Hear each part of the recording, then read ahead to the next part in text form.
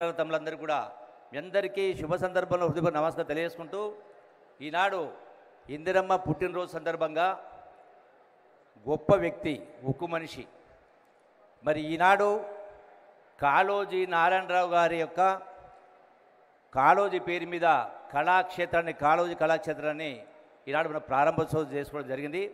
గౌరవ ముఖ్యమంత్రి రేవంత్ రెడ్డి గారి చేతుల మీదుగా నాకు చాలా సంతోషంగా ఆనందంగా ఉంది. కల్చరల్ మినిస్టర్గా ఈ కార్యక్రమంలో పాల్గొన్నందుకు చాలా ఆనందంగా సంతోషంగా ఉంది.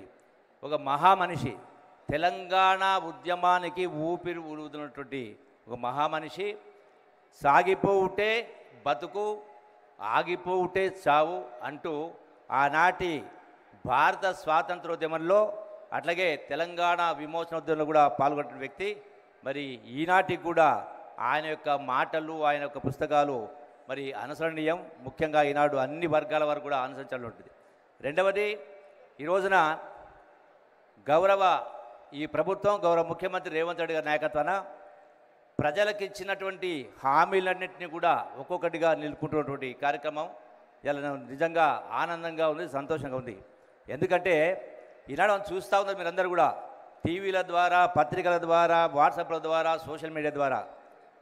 అంటే అబద్ధాలని 10 సార్లు చెప్తే నిజం అనుకునే పద్ధతిలో ఇలా ప్రతిపక్ష పార్టీలు చూపిస్తూ ఉన్నాయి. ఈనాడు ఎటువంటి పరిస్థితుల్లో ఈనాడు ఈ 6 గ్యారెంటీలు కానీ ఇవన్నీ కూడా అమలు చేస్తూ ఉన్నాం. ఒక్కసారి ఈ రాష్ట్ర ప్రజానీకానికి, రైతాంగానికి, అన్ని వర్గాల ప్రజలకు మళ్ళీ 10 సంవత్సరాలు పరిపాలించిన కేసీఆర్ యొక్క ఆయన యొక్క పరిపాలన దక్షుడని మాట్లాడుతూ ఉన్నారు చాలామంది.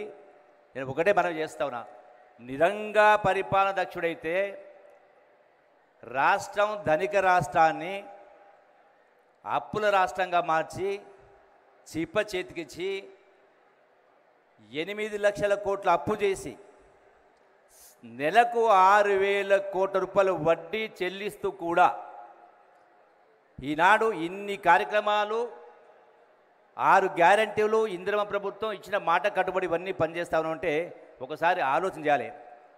ఇలా ఆనాడు 2023 సెప్టెంబర్ నాడు ఎన్నికల కంటే ముందు రైతు భరోసా ఇవ్వడానికి అక్షయ పాత్ర లాంటి రింగు రోడ్డును కూడా 7,000 కోట్ల రూపాయలకు అమ్మేసి ఆనాడు రైతు భరోసా ఇవ్వడం జరిగింది.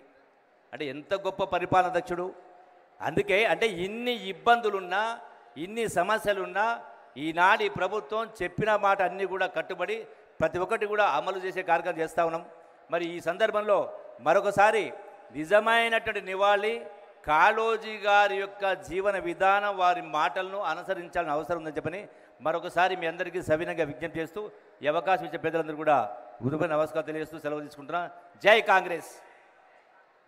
ధన్యవాదాలు సార్. గౌరవ మంత్రి పొన్నం ప్రభాకర్ గారి సందేశం.